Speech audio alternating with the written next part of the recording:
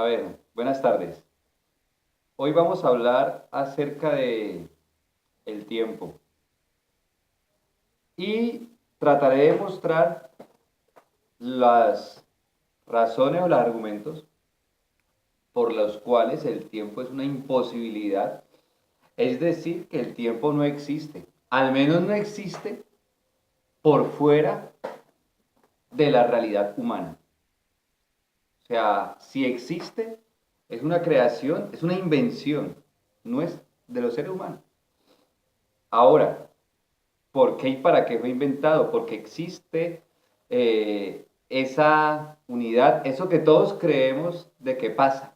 Todos decimos el tiempo pasa, el tiempo corre, pero en realidad el tiempo es imposible de ver. O sea, usted no ve el tiempo pasar. ¿Qué es lo que usted nota? Ciertas transformaciones en la materia, ¿sí? Vemos que las personas envejecen, vemos que las cosas cambian, las flores se marchitan, los árboles crecen, dan frutos, etcétera. O sea, vemos que hay ciertas transformaciones y es lo que nos hace creer y decir que el tiempo pasa. Incluso muchas personas hablan de la flecha del tiempo, o sea, como si el tiempo viajara en una sola dirección y esa dirección fuera prácticamente como casi que invariable. O sea, que como que el tiempo siempre ha sido igual y no puede cambiar. Sin embargo, eh, es muy posible que esto no sea así. Es muy posible que el tiempo sea una invención o solo una ilusión, que no exista en realidad y que quizás tenga un valor distinto al que creemos que tiene o al que le hemos asignado en la actualidad. Primero vamos a ir por lo simple. Como argumento simple tenemos el hecho de que en el lenguaje común, por ejemplo, vamos a empezar por esa parte, por el lenguaje común. En el lenguaje común solemos, o sea, diferenciar el tiempo en tres partes, o sea, pasado, presente y futuro. Primero, pues para que algo exista tendría que ser, ¿sí? El pasado, aún suponiendo que el tiempo exista, el pasado no puede existir porque fue, mas no es, y solamente existe lo que es. Lo que fue, como ya no es, pues no existe. Por una razón similar, pero pues invertida, diríamos, de alguna manera, está el futuro. El futuro tampoco existe, porque si acaso será, mas no es. Razón por la cual esa división del tiempo en esas tres partes también es un absurdo, porque ni el pasado ni el futuro existen. Ahora tendría que existir el presente. Pero ese presente para poder que exista, para poder nosotros afirmar que existe, tendríamos que poderlo atrapar, o sea, de tal manera que lo podamos señalar y ubicar y decir, ese aquí está. Pero imaginemos, perdón, un objeto viajando a una velocidad altísima y que se nos pide que ubiquemos el objeto. O sea, si el objeto se está desplazando y nosotros señalamos, decimos, el objeto está aquí. Cuando señalemos un punto en particular, en específico, ya no estará ahí ese punto, habrá seguido viajando. ¿Sí?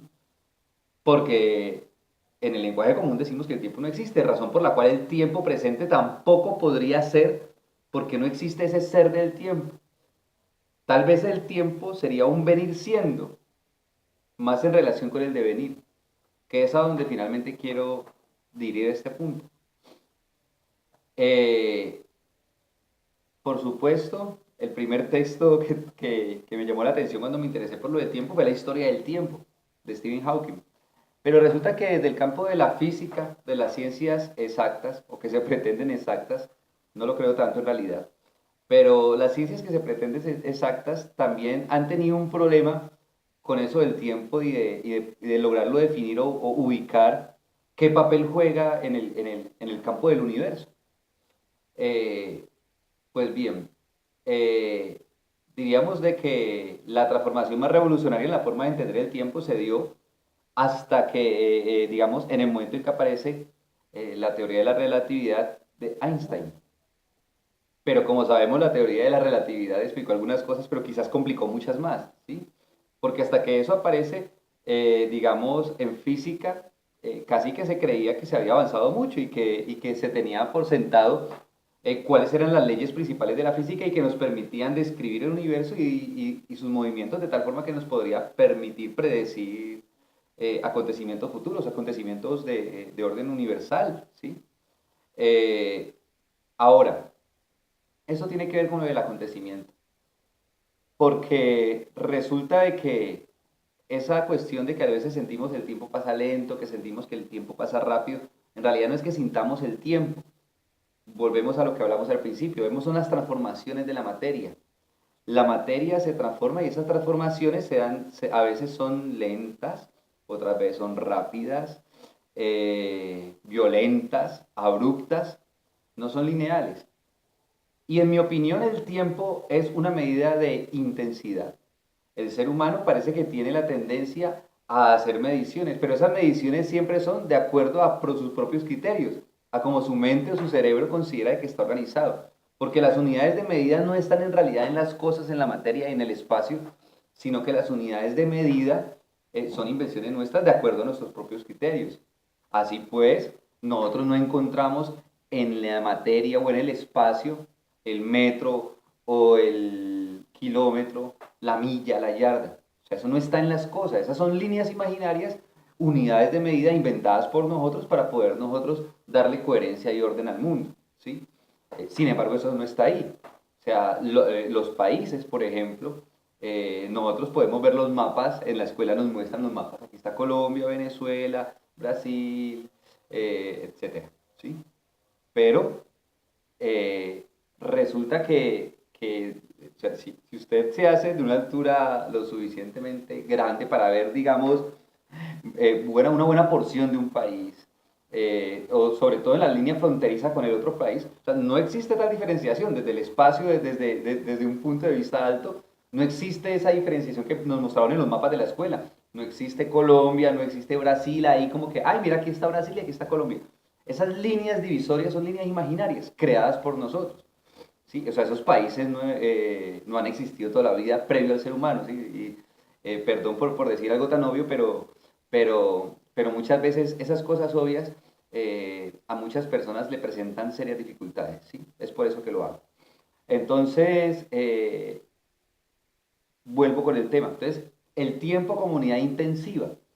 Resulta que al parecer, digamos, nosotros medimos los sucesos o acontecimientos eh, por su intensidad y lo hacemos gracias al tiempo. Curiosamente, aquello que tiene mucha intensidad eh, se mide en una menor cantidad de tiempo y aquello que tiene poca intensidad se mide en una unidad de tiempo mucho mayor, ¿sí? Eh, Pongo como por ejemplo el, el, la transformación abrupta y violenta y más grande conocida hasta el momento que se ha generado en el universo es la gran explosión primigenia que daría origen a todo el universo.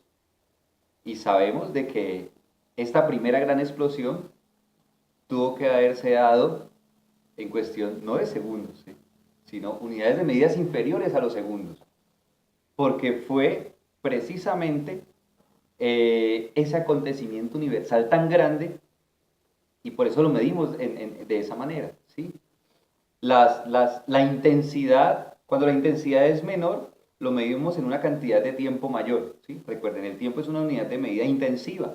Entonces, así pues, aquellos momentos en los cuales, aquellos momentos de nuestra vida en los cuales eh, notamos pocas transformaciones, notamos que hay pocos cambios, notamos que la materia como que se transforma muy poco, al menos la que nos rodea, llamamos a eso, son periodos lentos, ¿sí? Y se vuelven aburridores precisamente por eso.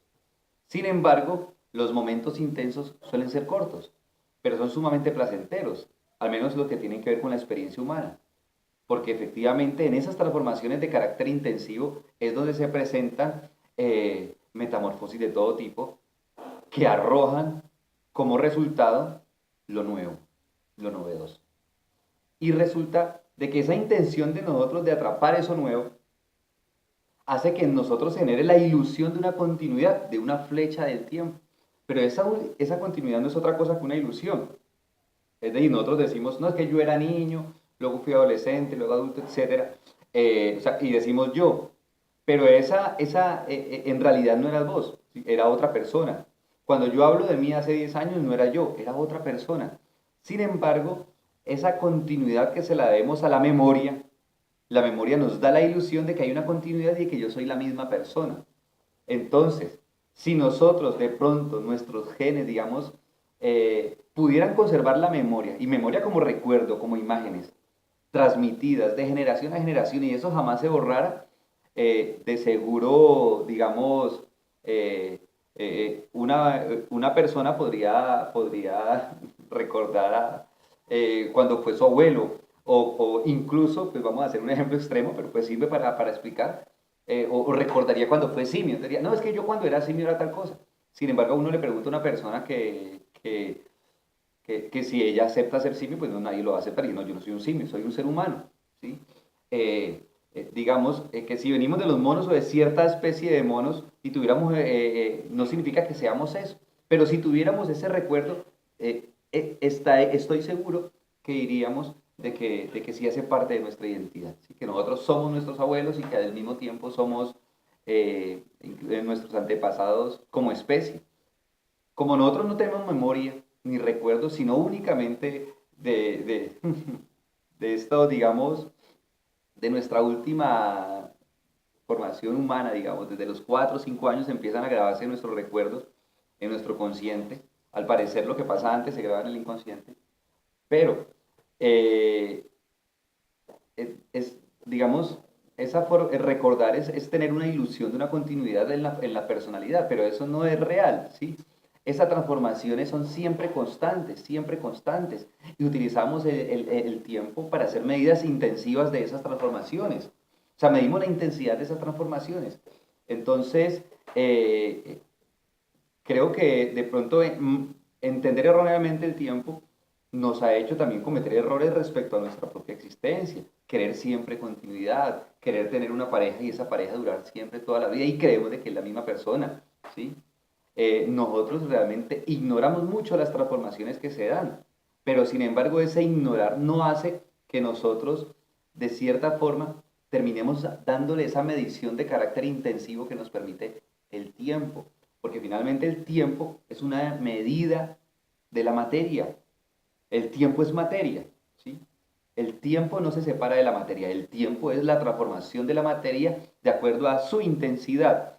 Y la materia, digamos, eh, que en un principio, por allá en el siglo XIX, aparecieron los materialistas, pues, y se fortalecieron, y de que efectivamente toda la materia, eh, pero al parecer eh, la materia también a su vez es otra cosa, o sea, la materia es espacio.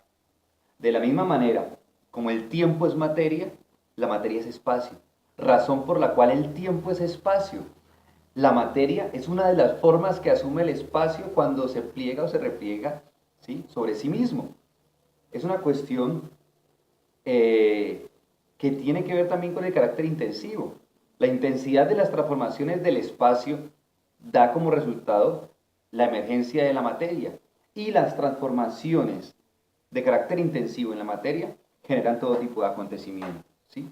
Entonces nosotros no podemos decir de que el tiempo exista como algo que está por fuera de nosotros.